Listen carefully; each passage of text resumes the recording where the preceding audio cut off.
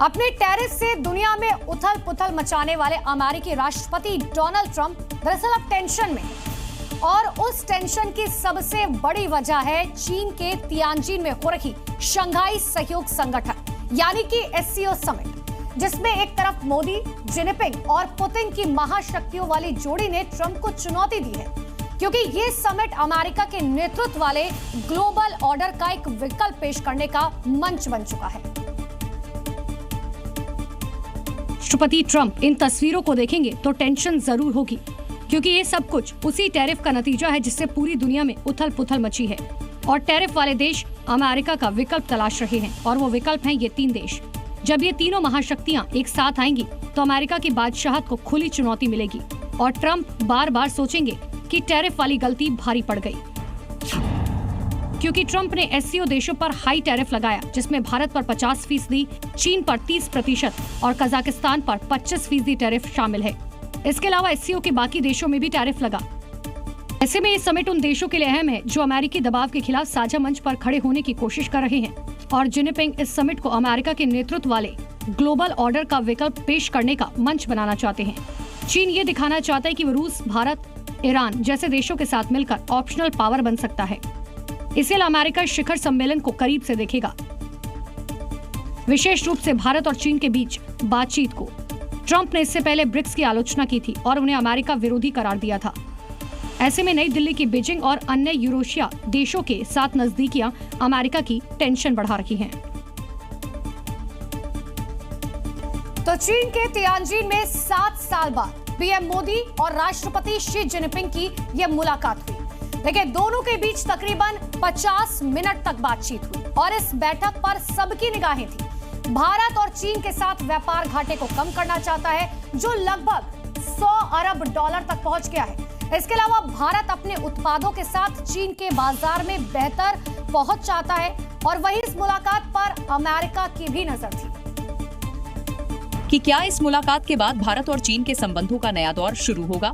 जो America Asia में भारत को चीन के समकक्ष खड़ा करके अपना हित साधने में जुटा था, उसे इस मुलाकात के बाद मिर्ची जरूर लगी है, क्योंकि दोनों देश के रिश्ते नए सिरे से शुरू हो रहे हैं। और पीएम मोदी ने बैठक के दौरान सीमा समझौता और कैलाश मानसरोवर की यात्रा का मुद्दा भी उठाया। हमारे स्पेशल रिप्रेजेंटेटिव्स के बीच बॉर्डर मैनेजमेंट के संबंध में सहमति बनी। कैलाश मानसरोवर यात्रा फिर से शुरू की। दोनों देशों के बीच डायरेक्ट फ्लाइट भी फिर से शुरू की जा रही है। उधर जिनपिंग ने भी बातचीत के दौरान कहा कि चीन और भारत दुश्मन नहीं बल्कि साझेदार हैं, और दोनों देश एक दूसरे के लिए खतरा नहीं, विकास के लिए अवसर हैं। जिनपिंग ने कहा कि जब तक दोनों देश अपने रिश्तों को सुधारने की दिशा में काम करते रहेंगे, तब तक हम विकास करते रहेंगे। चीन और भारत को अच्छे पड़ोसी और एक दूसरे की सफलता में मदद करने वाले दोस्त बनना चाहिए। मतलब इस मुलाकात में सबसे ज्यादा परेशान कोई होगा तो वो अमेरिका है, क्योंकि गलवान झड़प के बाद पहली बार सीमा और व्यापार पर कुछ नरमी दिखी है, और बॉर्डर ट्रेड पर भी बातचीत हुई। तो पीएम मोदी जब भी किसी ग्लोबल लीडर से मुलाकात करते हैं, बहुत गर्मजोशी के साथ मिलते हैं, फिर वो उनका जोरदार तरीके से हाथ मिलाना हो या फिर गले मिलना। ट्रंप के टैरिफ वाला हंटर चलने के बाद पीएम मोदी जब चीन पहुंचे तो यही उम्मीदें भी हैं, और चीन का साथ मिलने की चाहत भी। पुतिन तो लंबे वक्त से इसकी कवायद भी कर रहे थे, और अब 7 साल बाद जब पीएम मोदी चीन पहुंचे तो वहां गर्मजोशी के साथ दोनों नेताओं की मुलाकात हुई। तो उनका उत्साह बता रहा था कि वो अब अमेरिका की बजाय चीन के साथ भारत के भविष्य को देख रहे हैं। ये मोदी की 7 साल में पहली चीन यात्रा है। मुलाकात से पहले दोनों ने हाथ मिलाया और कैमरे के सामने साथ खड़े होकर तस्वीरें खिंचवाई। पीएम मोदी सीधे कदमों और पूरे आत्मविश्वास के साथ फोटो खिंचवाने पहुंचे, जहां जिनपिंग पहले से इंतजार कर रहे थे। दोनों के बीच की इस मुलाकात को रूसी राष्ट्रपति पुतिन की मौजूदगी लगातार ऊर्जा दे रही थी, और वो दोनों ही नेताओं को सहज करने की कोशिश करते दिखे। पीएम मोदी हमेशा की तरह पूरे गर्मजोशी के साथ हाथ मिलाते और खुलकर हंसते नजर आए, तो वहीं जिनपिंग के चेहरे पर भी मुस्कुराहट नजर आई। इससे पहले पीएम मोदी के चीन पहुंचने पर रेड कारपेट वेलकम कर चीन ने भी भारत के साथ अपने संबंधों को नई ऊंचाइयों पर ले जाने का संकेत दे दिया। इन सब के बीच खबर आ रही है कि ट्रंप इन मुलाकातों से काफी खिंचे हुए हैं, और इससे फोटो पॉलिटिक्स यानी फोटो ऑप्टिक्स करार देकर खुद को बहलाने की कोशिश कर रहे हैं, जबकि सच्चाई ये है कि भारत और चीन की केमिस्ट्री उनकी नींद उड़ा रही है। तो 7 साल बाद चीन पहुंचे पीएम मोदी ने राष्ट्रपति शी जिनपिंग से मुलाकात की। इस दौरान चीन के राष्ट्रपति ने बैठक में कहा, ड्रैगन यानी कि चीन और हाथी यानी कि भारत को साथ आना चाहिए। मतलब चीन के राष्ट्रपति जिनपिंग सीधे तौर पर अमेरिका को सबक सिखाने की बात कर रहे हैं। अगर भारत, चीन और रूस एक साथ आ गए तो अमेरिका के लिए खतरे की घंटी से कम नहीं है। यही वजह है कि पीएम नरेंद्र मोदी से मुलाकात के दौरान चीनी राष्ट्रपति ने कहा, चीन और भारत दो प्राचीन सभ्यताएं हैं, दुनिया के 2 सबसे अधिक आबादी वाले देश हैं। दोनों देश एक दूसरे की सफलता में सहयोगी बने, इसीलिए दोनों देशों यानी ड्रैगन और हाथी को एक साथ आना चाहिए। वहीं पीएम मोदी ने भी चीन और भारत के बीच संबंध सही करने पर सहमति जताई। हमारे सहयोग से दोनों देशों के 2.8 बिलियन लोगों के बीच जुड़े हुए, इससे पूरी मानवता के कल्याण का मार्ग भी प्रशस्त होगा। परस्पर विश्वास, सम्मान और संवेदनशीलता के आधार पर हम अपने संबंधों को आगे बढ़ाने के लिए प्रतिबद्ध हैं। दोनों देशों के रिश्ते सुधरने पर अमेरिका की टेंशन बढ़ने वाली है, क्योंकि दोनों देश आर्थिक तौर पर पूरी तरह सक्षम हैं। एससीओ समिट में मोदी और जिनपिंग और पुतिन का साथ आना महज एक दौरा नहीं है। देखिए, इस मुलाकात के मायने बहुत बड़े हैं। ये जोड़ी अमेरिका को महंगी पड़ने वाली है, क्योंकि कयास लग रहा है कि ट्रंप की नीतियों से मुकाबला करने के लिए RIC जैसा संगठन अब एक्टिव हो सकता है। और अगर ऐसा हुआ तो अमेरिका के लिए नई टेंशन बन जाएगी, क्योंकि अब ट्रंप की मनमानी नहीं चलने वाली। मोदी, जिनपिंग और पुतिन की डिप्लोमेसी ग्लोबल साउथ की यूनिटी के साथ ट्रंप की नीतियों का मुकाबला करने के लिए तैयार हो रही है। आपको बता दें कि RIC औपचारिक सैन्य संगठन की बजाय सिर्फ एक सलाहकार मंच था, लेकिन रूस, भारत और चाइना के बीच कोई सैन्य प्रतिबद्धता नहीं है। भारत क्वाड का सदस्य है, जो चीन विरोधी संगठन है, और अगर भारत, चीन और रूस के बीच कोई सहमति बनती है तो भारत क्वाड में कम और RIC में ज्यादा एक्टिव हो सकता है, जिससे ट्रंप को एक झटका लग सकता है। पहले भी RIC की कई बैठकें हो चुकी हैं, लेकिन किसी सैन्य गठबंधन का जिक्र नहीं हुआ। लेकिन अमेरिका के नए रुख के बाद इस संगठन के एक्टिव होने की चर्चाएं शुरू हो गई हैं। तो एससीओ समिट से भारत, चीन और रूस ने अमेरिका को एक कड़ा संदेश देने की कोशिश की। रूस और भारत दिखाना चाहते हैं कि ट्रंप की टैरिफ पॉलिसी चाहे जितना दबाव बनाए, भारत के पास सहयोगियों के साथ वैकल्पिक रास्ते मौजूद हैं। सीमा विवाद, व्यापार दबाव और वैश्विक शक्ति समीकरणों के बीच ये मुलाकात भारत का एक स्ट्रैटेजिक बैलेंस मजबूत करेगी। देखिए, क्योंकि एससीओ समिट में खास तौर पर बात करें तो मुलाकात से रूस, चीन और भारत के बीच एक बहुत मजबूत गठजोड़ बनेगा, जो एक तरह से ट्रंप की टैरिफ नीति पर तगड़ी चोट देने की तैयारी कर रहा है। इसके अलावा भारत और रूस टैरिफ के नाम पर अमेरिका का दबाव किसी भी हालत में बर्दाश्त नहीं करेंगे। साथ ही एससीओ समिट से चीन और भारत एक नए व्यापारिक समझौते होंगे, जो ट्रंप की मुश्किलें बढ़ाने वाले हैं। यही नहीं, भारत और रूस रक्षा सहयोग उन दोनों के बीच में बढ़ेगा, जिससे अमेरिका को जो हथियार बेचने के लिए खरीदार वो बिल्कुल भी नहीं मिलेंगे। और अब बढ़ते आगे, एससीओ समिट में भारत, चीन और रूस के साथ आने से सबसे ज्यादा अगर किसी को टेंशन है तो वो अमेरिका को है, क्योंकि अगर भारत, चीन और रूस की तरफ झुक गया तो इसका सीधा नुकसान अमेरिका को है, क्योंकि अमेरिकी सामान का प्रोडक्शन महंगा हो जाएगा, अमेरिकी हथियारों की बिक्री घटेगी, वैश्विक मंचों पर जो अमेरिका का वर्चस्व घटने लगेगा, और साथ ही अमेरिका के डॉलर का दबदबा कम हो जाएगा। इसलिए ये एससीओ समिट ट्रंप की गलतियों पर भी भारी पड़ेगी, क्योंकि ये 3 महाशक्तियां साथ आ जाएंगी, जिससे वैश्विक मंचों पर अमेरिकी दबदबे को टक्कर मिलेगी और उसका सीधा असर अमेरिका के बाजारों पर पड़ेगा। क्योंकि अमेरिकी कंपनियां अपने ज्यादातर प्रोडक्ट्स की मैन्युफैक्चरिंग चीन और भारत में करती है। अगर मैन्युफैक्चरिंग घटी तो फोन, लैपटॉप, दवाइयां और सेमीकंडक्टर जैसी चीजें महंगी होंगी। वहीं भारत रूस से दोबारा हथियार खरीद बढ़ा सकता है। अभी तक यूक्रेन से जंग के मुद्दे पर भारत न्यूट्रल रहा, लेकिन ब्रिक्स और एससीओ जैसे संगठन मजबूत होंगे तो अमेरिका का दबदबा कम होगा। अगर रूस, चीन और भारत में सहमति बन गई तो ब्रिक्स अपना पेमेंट सिस्टम बना सकता है। इससे अमेरिका का dollar based global payment system कमजोर होगा और डॉलर की कीमत घटेगी। वहीं अगर भारत का झुकाव रूस और चीन की तरफ हुआ तो अमेरिका, जापान, ऑस्ट्रेलिया और भारत का संयुक्त मंच क्वाड कमजोर होगा। ऐसे में अगर भारत ने अमेरिका के साथ इंफॉर्मेशनल शेयरिंग बंद कर दी तो दक्षिण चीन सागर और हिंद महासागर के इलाके में चीन के मुकाबले अमेरिका कमजोर होगा। एससीओ के मंच पर मोदी, जिनपिंग और पुतिन के एक साथ आने के बाद अब ट्रंप बेचैन होंगे। लेकिन भारत को दुश्मन की तरह ट्रीट करना अब ट्रंप को भारी पड़ सकता है, क्योंकि मोदी, जिनपिंग और पुतिन एक साथ आए तो हर क्षेत्र में अमेरिका पर भारी असर पड़ेगा। अगर तीनों का परमाणु जखीरा मिला दे तो अमेरिका कहीं नहीं टिकता। पूरी दुनिया में 12,000 से अधिक न्यूक्लियर वॉरहेड्स हैं, जिसमें 51% इन्हीं तीनों देशों के पास है। अगर भारत, चीन और रूस एक साथ आ गए और उनके न्यूक्लियर हथियार मिल गए तो अमेरिका टेंशन में आ जाएगा, क्योंकि तीनों देशों के पास अमेरिका से ज्यादा न्यूक्लियर हथियार है। इस समय दुनिया में 12,402 न्यूक्लियर वॉरहेड हैं, जिनमें भारत के पास 172, चीन के पास 600 और रूस के पास 5,580 परमाणु हथियार हैं। तीनों देशों के पास 6,352 न्यूक्लियर वॉरहेड्स हैं, जबकि अमेरिका के पास 5,225 परमाणु हथियार है। यानी तीनों देशों के कंबाइंड परमाणु हथियार अमेरिका से 1,127 ज्यादा है। ऐसे में जो अमेरिका खुद को सुपर पावर बताता था, तीनों देशों के मिलने के बाद उसकी बादशाहत खतरे में पड़ जाएगी। और जिन परमाणु हथियारों के दम पर ट्रंप द ग्रेट अमेरिका का दम भर रहे हैं, अब उनके तेवर नरम पड़ जाएंगे, क्योंकि नेटो देशों के सैनिकों की संख्या भी इन तीनों देशों से कम पड़ती है। नेटो में अमेरिका के 13 लाख और ब्रिटेन, फ्रांस जैसे 32 देशों के सैनिक मिला दे तो कुल 35 लाख सैनिक एक्टिव हैं, जबकि भारत के 14,50,000, चीन के 20 लाख और रूस के 13 लाख सैनिक मिलाएं तो नेटो देशों से तकरीबन 1.5 गुना यानी कि 47,70,000 से अधिक सैनिक हैं, जो नेटो देशों से 17 लाख ज्यादा है। ऐसे में एससीओ में हो रही बैठक के बाद ट्रंप के पसीने जरूर छूटेंगे, क्योंकि भारत और चीन की दोस्ती अमेरिका को महंगी पड़ेगी। जब ट्रंप ने भारत पर टैरिफ वाला प्रेशर बनाया था तो देखिए, उन्हें इस बात की उम्मीद तक नहीं थी कि भारत इसे 24 घंटे भी झेल पाएगा। लेकिन भारत ने ऐसी चुप्पी साधी कि टैरिफ लागू होने के बाद भी इस पर कोई रिएक्ट नहीं किया। और अब जो कदम भारत उठा चुका है, उससे जरूर ट्रंप का हौसला लड़खड़ा रहा होगा, क्योंकि दुनिया की 3 महाशक्तियां अब एक मंच पर आ गई हैं, जिसका सीधा मतलब है अमेरिका को सीधी चुनौती, जिसे ट्रंप अपनी आंखों के सामने घटित होते देख रहे हैं। एससीओ की बैठक होना वैसे तो एक सामान्य बात है, लेकिन इस बार की बैठक ट्रंप के टैरिफ लागू होने के बाद हो रही है।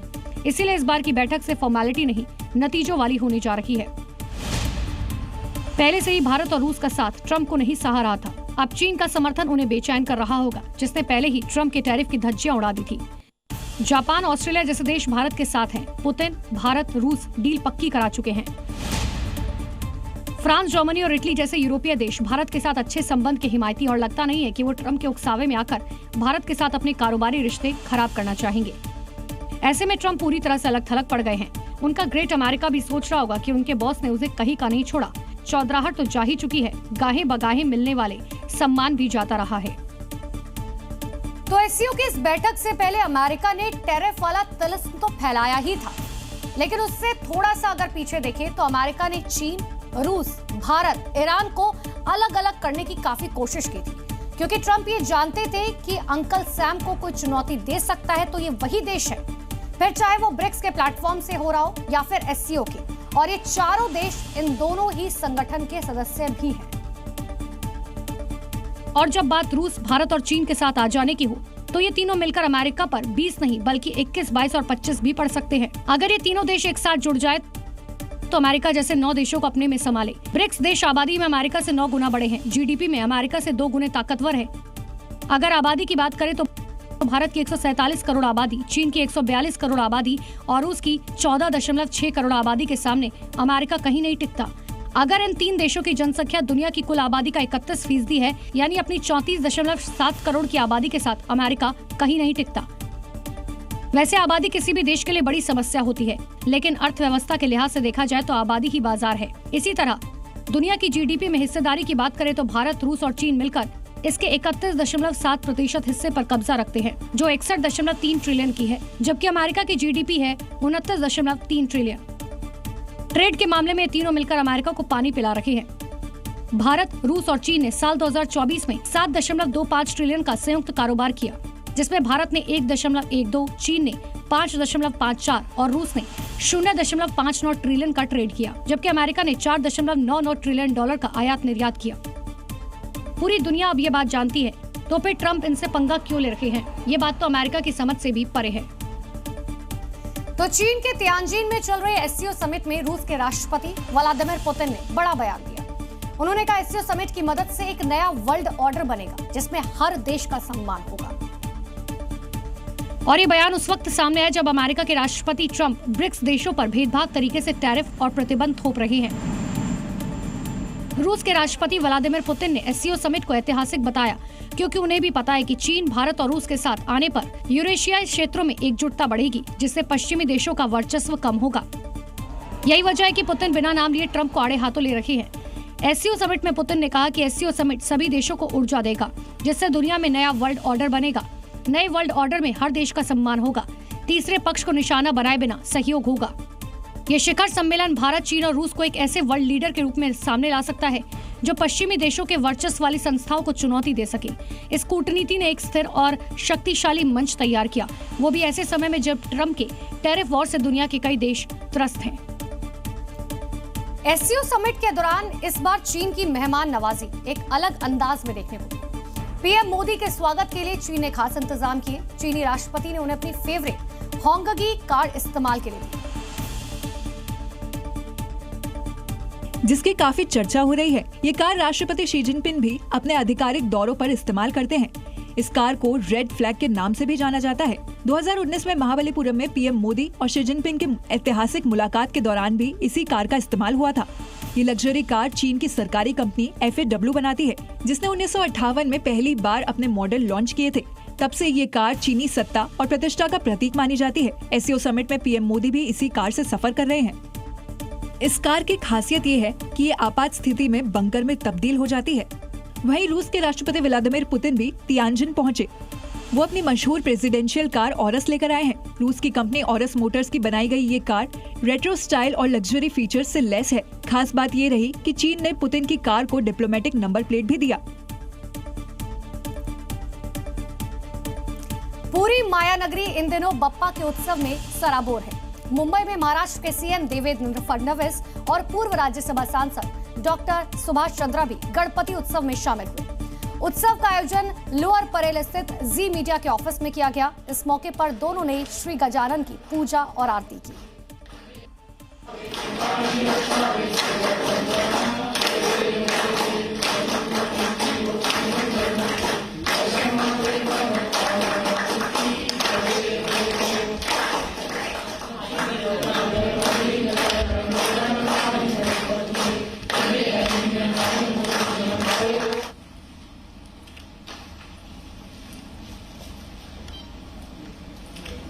और इसी बीच एक बड़ी खबर आपको राजस्थान से बता दें। 12 इलाके में आरएसएस का कार्यक्रम रोकने पर बवाल हुआ है। आरएसएस के पथ संचालन को रोकने पर यह हंगामा हुआ।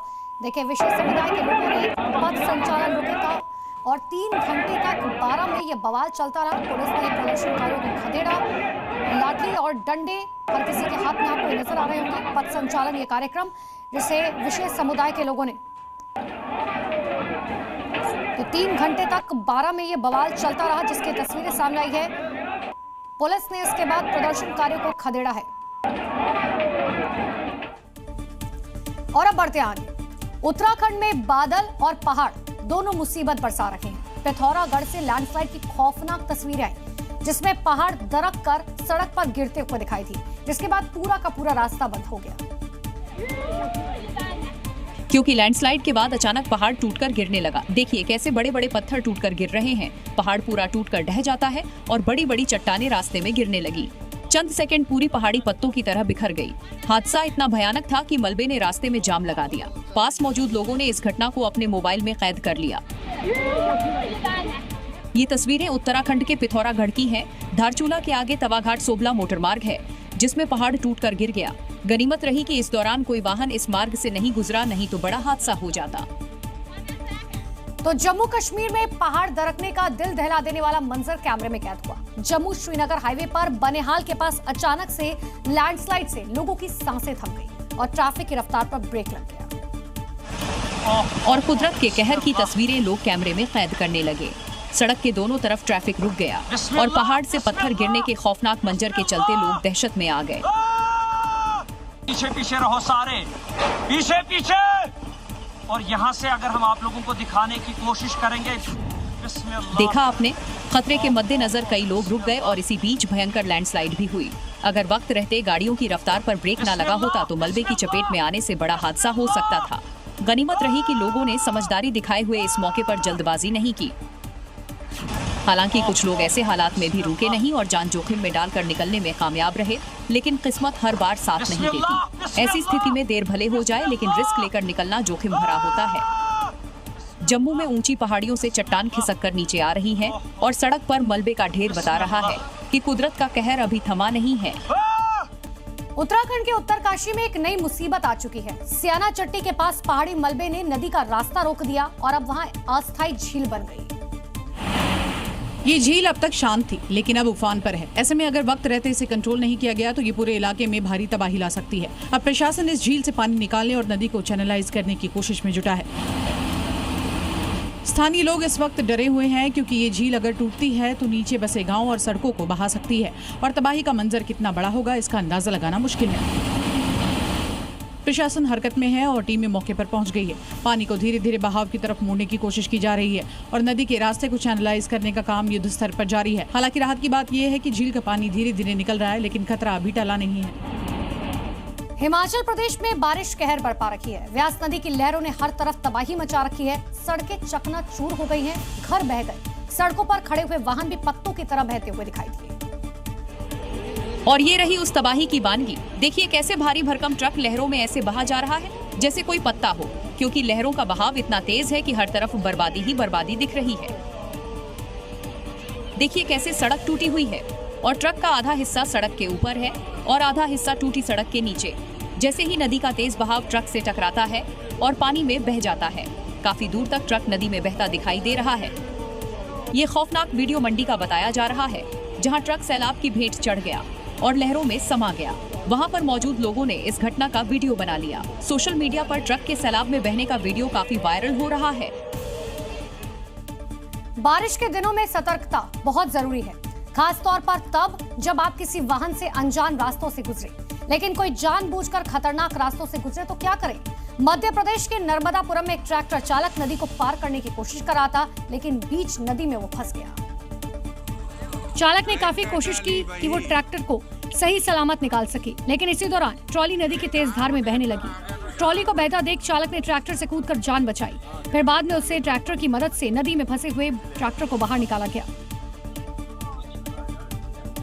बताया जा रहा है कि ट्रैक्टर चालक छंदवाड़ नदी को पार कर रहा था। हालांकि कई लोगों ने उसे करने से रोका भी था, लेकिन चालक ने रोजाना ऐसा करने की बात कही। जान जोखिम में डालकर नदी को पार करने लगा, लेकिन चालक को अंदाजा नहीं था कि आज नदी का जलस्तर बीते कल के मुकाबले बढ़ा हुआ था। ट्रॉली तेज धार की वजह से पलटने लगी, जिसकी वजह से ट्रैक्टर के पलटने का खतरा था। काफी जद्दोजहद के बाद भी चालक ट्रैक्टर को आगे नहीं बढ़ा पाया, तो कूदकर जान बचाने में अपनी भलाई समझी। तो बारिश की वजह से कई बार हालात ऐसे आ जाते हैं जब इमरजेंसी सेवाओं से जुड़े कर्मी खुद भी खतरे में फंस जाते हैं। ऐसा ही हुआ पंजाब के पठानकोट से, जहां माधोपुर बैराज को खोलने के लिए तैनात सिंचाई अधिकारी बैराज का गेट खोलने के बाद तेज बहाव में फंस गए, जिन्हें वहां से निकालने के लिए हेलीकॉप्टर की मदद लेने पड़ी। दरअसल भारी बारिश की वजह से रावी और कई नदियों का जलस्तर बढ़ गया था, जिसकी वजह से माधोपुर बैराज के 2 फ्लड गेट्स क्षतिग्रस्त हो गए थे। इस हादसे में सिंचाई विभाग के कई अधिकारी घायल भी हो गए थे, जिनमें से एक लापता है। जिसके बाद एनडीआरएफ की टीम ने मोर्चा संभाल लिया, जिसमें इंडियन एयरफोर्स के हेलीकॉप्टर्स की भी मदद ली गई। एक और नदी की तेज धार, उस पर से लैंड कराने के लिए कोई ठोस जगह नहीं, लेकिन पायलट ने हवा में हेलीकॉप्टर स्थिर कर एनडीआरएफ की टीम की मदद से इस ऑपरेशन को पूरा कर लिया। रेस्क्यू ऑपरेशन खत्म करने के बाद एनडीआरएफ के जवानों को भी हेलीकॉप्टर से बाहर निकाला गया। मॉनसूनी सीजन में पहाड़ों पर कुदरत का कहर थमने का नाम नहीं ले रहा। उत्तराखंड से लेकर हिमाचल की हसीन वादियों से हादसों की दहलाने वाली तस्वीरें आ रही हैं। रोंगटे खड़े करने वाले ये तस्वीरें देखिए। टिहरी में नदी के रौद्र रूप में मकान का हिस्सा धराशायी हो गया। चमोली में एक कार मलबे में दब गई। वहीं मंडी कुल्लू मार्ग पर एक एम्बुलेंस पलट गई। अब उत्तराखंड के टिहरी से दहलाने वाला नजारा देखिए। बूढ़ा केदार के पास बालगंगा नदी का रौद्र रूप यहाँ कहर बरपा रहा है। यहाँ कई मकान खतरे में आ गए। मकान का एक हिस्सा पानी में बह गया और पिलर भी धराशायी हो गया। उधर चमोली में भारी बारिश से सिमली में आतागाद गदेरे पर बने पुल के पास एक कार दलदल में मलबे में फंस गई, जिसे जेसीबी की मदद से निकाला गया। मंडी कुल्लू मार्ग पर दवादा झलोगी के पास बेकाबू एम्बुलेंस सड़क से नीचे पलट गई। घायल शख्स ब्यास नदी में डूबने से बाल बाल बचा। बिहार में गंगा नदी का जलस्तर एक बार फिर से बढ़ा हुआ है, जिसका असर एक बार फिर से आरा के जवनिया गांव में देखने को मिला। पहले ही बाढ़ और कटान से क्षतिग्रस्त हो चुके स्कूल इस बार ध्वस्त हो चुके हैं। नदी के किनारे मौजूद ये स्कूल पिछली बार बुरी तरह से क्षतिग्रस्त हो गया था। स्कूल ही नहीं, गांव के कई घर कटान की वजह से नदी में समा गए थे, लेकिन ये स्कूल अभी तक जरूर खड़ा था। लेकिन इस बार आए गंगा के उफान में ये गंगा में समा ही गया। इसका अंदेशा पहले से ही था, इसलिए स्कूल के दोनों ही इमारतों का इस्तेमाल नहीं हो रहा था। एक बार फिर से तबाही की इस तस्वीरों को देखिए। गंगा का पानी प्रचंड वेग से आगे बढ़ रहा है। लोग इंतजार कर रहे होते हैं कि इमारत अब गिरी और तब गिरी। पहले से टूटी इमारत की दीवारों पर दरारें बड़ी होने लगती हैं और फिर चंद सेकंड में पूरी इमारत भरभरा कर गिर जाती है। सब एकदम धुआं हो गई। गंगा जी में स्कूल चली गई। अब इस तस्वीर को दूसरे एंगल से भी देख लीजिए, क्योंकि कुछ लोग दूसरी ओर से इस पल की तस्वीर बना रहे थे। देखिए कैसे 2 मंजिला इमारत एक पल में ताश के पत्तों की तरह नदी में समा जाती है। यूपी के फर्रुखाबाद में गंगा के तेज कटान एक ऐतिहासिक और धार्मिक धरोहर गंगा में समा गई। यहाँ तकरीबन 100 साल पुराना पीपल का पेड़ नदी में समा गया। दरअसल ग्रामीणों की मान्यता है कि पीपल का पेड़ गांव की आस्था का प्रतीक था और लोग इसकी पूजा किया करते थे और अब ये पानी में समा गया।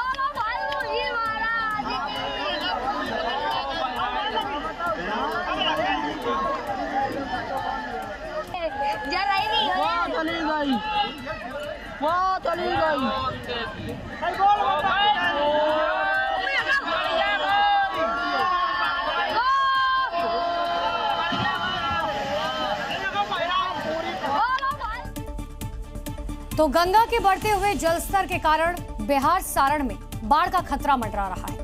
यहाँ के दियारा इलाके में लगातार हो रहे कटान के कारण 100 से अधिक घर नदी में समा चुके हैं, जिनकी तस्वीरें सोशल मीडिया पर वायरल हैं। बावजूद इन लोगों को बचाने के लिए प्रशासन की तरफ से कोई पहल नहीं की गई।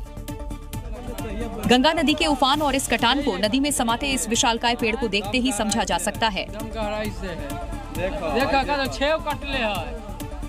यहाँ सोनपुर प्रखंड के सबलपुर में गंगा नदी के बढ़ते जलस्तर से कई मकान नदी में समा चुके हैं, लेकिन कटान अब भी रुका नहीं है। वो लगातार आगे बढ़ रहा है और कई घर इसकी जद में आ चुके हैं। बीते कई दिनों से लगभग आधा दर्जन घर गंगा के कटाव के चपेट में आ जाने से गंगा नदी में समा गया है। वहीं कई विशाल पेड़ भी नदी में समा गया है और गंगा नदी के कटाव से घर और पेड़ गिरने का वीडियो सोशल मीडिया पर तेजी से वायरल हो रहा है। कटाव के कारण कई घरों के लोग पलायन कर चुके हैं और कई परिवार बाढ़ के पानी के बीच ही अपने घरों को खाली करने में जुटे हैं, क्योंकि कटाव रुकने का नाम नहीं ले रहा है। राजस्थान के जालोर में बारिश की वजह से नदी और नाले उफान पर हैं, लेकिन फिर भी प्राकृतिक आपदा पर लोगों की आस्था भारी पड़ रही है। मंदिर जाने के लिए श्रद्धालु फनते हुए रपटे को जान जोखिम में डालकर पार करते हुए दिखे, जिसकी दहलाने वाली तस्वीरें सामने आई। देखिए, लोगों के गले तक पानी भरा है, फिर भी करीबन 40 श्रद्धालु 150 मीटर तक डूबा रपटा पार कर रहे हैं। करीब 40 श्रद्धालु से उफनते रपटे से होकर मंदिर जा रहे हैं। जरा सी लापरवाही किसी की जिंदगी छीन सकती थी। इसकी परवाह न करते हुए लोगों ने मंदिर जाना उचित समझा। हालांकि खतरे के मद्देनजर छोटे बच्चों और महिलाओं को पानी में नहीं उतारा गया। घाट पर सैकड़ों की संख्या में लोग हैं। ये सभी लोग दूर से लोगों को टकटकी लगाकर देख रहे हैं। श्रद्धालुओं की एक टोली दर्शन कर लौट रही है, वहीं एक जत्था मंदिर की ओर बढ़ रहा है। अब इसे आस्था कहें या अंधविश्वास, लेकिन अगर कोई अनहोनी होती है तो कौन होगा जिम्मेदार? प्रशासन कहीं भी इन तस्वीरों में नजर नहीं आ रहा। यमुना नदी एक बार फिर से उफान पर है। यूपी के मथुरा में 9 झील शेरगढ़ से गुजरने वाले संपर्क मार्ग पर 2 से 3 फीट तक पानी बह रहा है और जिसके तेज बहाव में एक साथ 2 महिलाएं बह गईं। और फिर शुरू हुई उन्हें बचाने की जद्दोजहद। महिलाओं को उफान में बहता देख मौके पर अफरा तफरी मच गई। लोग चीख पुकार कर दोनों को बचाने के लिए शोर मचाने लगे। बह गए। ओए, ओए, ओ बच्चे आओ। भाई पकड़ लो बस में। किसी तरह हिम्मत कर एक युवक दोनों महिलाओं तक पहुंचा, लेकिन उनको खींचने से पहले पानी के तेज बहाव में दोनों महिलाओं का हाथ छूट गया। युवक ने दिलेरी दिखाते हुए दोनों महिलाओं को पकड़कर खींचा और किनारे तक ले आया। पीछे से मौके पर मौजूद लोग एक दूसरे का हाथ पकड़कर मानव चेन बनाते हुए मदद के लिए पहुंच गए और दोनों महिलाओं को सुरक्षित रेस्क्यू कर लिया। भारी उफान के बीच दोनों महिला की जान खतरे में थी। एक बार को तो ऐसा लगा कि दोनों तेज बहाव में बह जाएंगी, लेकिन मौके पर मौजूद लोगों ने तुरंत मदद की और एक युवक की बहादुरी के चलते 2 महिलाओं की जिंदगी बाल बाल बच गई। राजस्थान में एक बार फिर से शुरू हुआ बारिश का दौर आफत बन गया है। पाली में इतनी बारिश हुई कि नदी और नाले उफान पर आ गए। एक दंपत्ति बाइक से पुल पार कर रहे थे और दोनों तेज बहाव में बह गए। और वो तो गनीमत रही कि वहां से पुलिस के जवान गुजर रहे थे और इन दोनों को बहते हुए देख लिया। उनकी मुस्तैदी ने दोनों की जान बचा ली। तस्वीरों में देखिए, पुलिया में पानी बह रहा है और बाइक सवार इसके ऊपर से गुजर रहे हैं। इसी प्रकार ये दंपत्ति भी बाइक में सवार होकर जा रहे थे। पुल के ऊपर से पानी बह रहा था, लेकिन जान जोखिम में डालकर दोनों पुलिया पार करने की कोशिश में थे। बैलेंस बिगड़ा और बाइक समेत नदी में जा गिरे। ये घटना राजस्थान के पाली जिले की है, जहाँ पति पत्नी बाइक में सवार होकर सुकड़ी नदी पर बने हुए पुल को पार कर रहे थे और हादसा हो गया। पुलिस जवानों की मुस्तैदी ने दोनों की जान बचाई, नहीं तो बड़ा हादसा हो जाता। एक तरफ पंजाब में बाढ़ से हाहाकार मचा है, कई जिले सैलाब की चपेट में हैं, फसलें बर्बाद हो चुकी और इस बर्बादी और तबाही के बीच एक वीडियो वायरल है, जिसमें एक शख्स बाढ़ में घुड़सवारी करता हुआ दिखाई दिया। और इस वीडियो को गौर से देखिए, कैसे चारों तरफ बाढ़ का आतंक है और बीच में ये शख्स घोड़े पर सवार होकर सैलाब में स्टंटबाजी कर रहा है।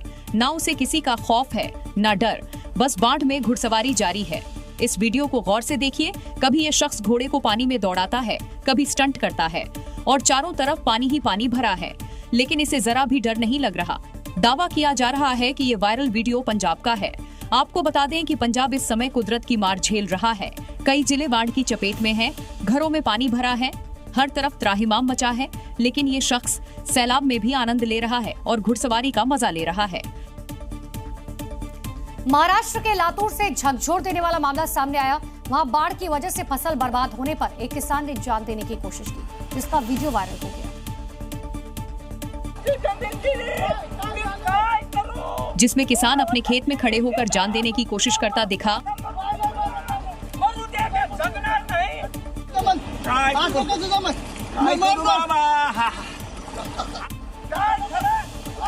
बाढ़ की वजह से उसकी फसल पूरी तरह बर्बाद हो गई। उसके पास सिर्फ जान देने के बजाय कुछ नहीं बचा।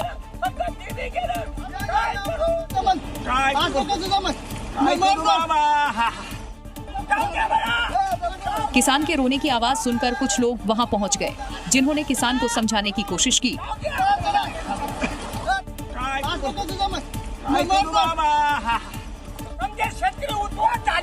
किसान अपने खेत की फसल देखकर रोता रहा, क्योंकि उसके खेत में पानी भरने से सारी फसल डूब गई, सब कुछ तबाह हो गया।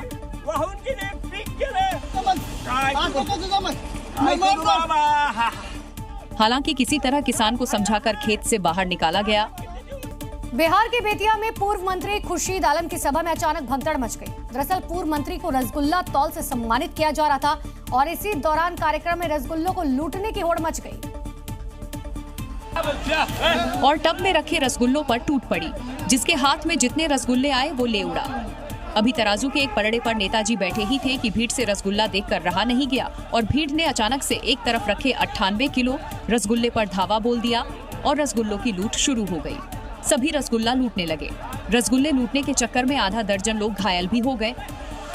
कड़ी मशक्कत कर समर्थकों ने पूर्व मंत्री को पलड़े से बाहर निकाला, लेकिन तब तक भीड़ ने एक एक रसगुल्ला लूट लिया, जिसका वीडियो जमकर वायरल हो रहा है। आप भी देखिए, एक तरफ पूर्व मंत्री खुर्शीद आलम को तराजू पर बिठाकर रसगुल्लों से तौला जा रहा है और दूसरी तस्वीर में भीड़ उन्हीं रसगुल्लों को लूटने के लिए बेकाबू हो गई। केंद्र सरकार और राज्य सरकारों के बेहतर कोऑर्डिनेशन से नक्सली पूरी तरह से बैकफुट पर आ गए हैं। देखिए, सुरक्षा बलों के जवानों ने उन पर चारों तरफ से शिकंजा कस दिया, जिससे बौखलाए नक्सली अब अपनी उपस्थिति दर्ज कराना चाहते हैं। लेकिन छत्तीसगढ़ के बीजापुर में जवानों ने उनकी मंशा पर पानी फेर दिया और नक्सलियों की ओर से लगाए गए आईईडी को बरामद कर उसे नष्ट कर दिया। सुरक्षा बल के जवान बीजापुर के जंगलों में सर्च अभियान चला रहे थे। इसी कड़ी में गोरना से मनेकली की ओर गश्त के दौरान उन्हें कच्ची सड़क पर छिपाकर लगाया गया आईईडी बम मिल गया। जवानों को निशाना बनाने के मकसद से नक्सलियों ने उनके संभावित रास्ते पर इस टिफिन बम को प्लांट किया था। जमीन के नीचे 70 से 80 मीटर लंबे बिजली के तार बिछाकर इसे टिफिन बम से जोड़ा गया था। ब्लास्ट के लिए 10 किलोग्राम आईईडी का इस्तेमाल किया गया था, जिसे स्टील के टिफिन में रखा गया था। नक्सलियों ने इस बम को एक्टिव करने के लिए कमांड स्विच मैकेनिज्म का इस्तेमाल किया था। इस तरह के बम स्विच मिट्टी के नीचे दबा दिए जाते हैं। मिट्टी पर हल्का दबाव पड़ते ही ये स्विच ऑन हो जाता है, जिसके बाद इससे जुड़ा हुआ बम ट्रिगर हो जाता है। लेकिन जवानों ने समय रहते इसका पता लगा लिया। तो इस बार का एससीओ सम्मेलन न सिर्फ कूटनीति के लिए बहुत अहम माना जा रहा है, बल्कि तकनीक के नजरिए से ये सम्मेलन बहुत ऐतिहासिक है और इसका सबसे बड़ा आकर्षण एआई ह्यूमनॉइड रोबोट श्याओ हे है। जिसे खास तौर पर इस सम्मेलन के लिए तैयार किया गया। शियाओ हे ने मीडिया से कहा, मैं 2025 के एससीओ शिखर सम्मेलन के लिए बनी हूँ। मैं कई भाषाओं में बात कर सकती हूँ, सही जानकारी दे सकती हूँ और यहाँ मौजूद सभी पत्रकारों और अतिथियों की मदद कर सकती हूँ। मैं इस वक्त खड़ा हूँ एससीओ के मीडिया सेंटर में और मेरे साथ ये ह्यूमनॉइड रोबोट है और ये रोबोट जो बेसिकली है ये इंटरनेशनल हेडलाइंस ग्रैब कर रही है। बता दें कि एआई रोबोट 3 भाषाओं में बात कर सकती है और इसमें इमोशनल रिकॉग्निशन, अडैप्टिव लर्निंग और मल्टी लेवल नॉलेज डेटाबेस जैसी खासियतें हैं। Can you tell me why you are so popular globally? My popularity stems from the unique combination of advanced AI capabilities and human-like warmth. शियाओ हे को SCO summit hall में विशेष help desk पर तैनात किया गया, जहां ये मीडिया और डेलीगेट्स को रियल टाइम अपडेट्स, सूचना और प्रोटोकॉल संबंधी जानकारी मुहैया करा रही है। ये एक संकेत है कि आने वाले समय में तकनीक कैसे हर क्षेत्र में इनोवेटिव बदलाव लाने की ताकत रखती है। Z News।